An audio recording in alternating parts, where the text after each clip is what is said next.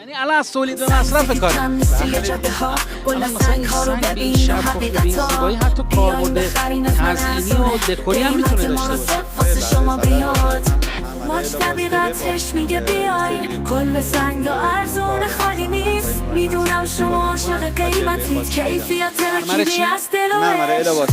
اسمش مرمر، فامیلش الاواستره. سنگای سفید که پوشش پنهان، سنگ مرمری به دست بدونه مشاد طبیعتش همینه پس ندینش. بیاین بخرین حسین اومده ولی من نمیدونم قطعش چی میگه. تو شنیده بودم ولی الاواستر دیگه خیلی با کلاس اسمش.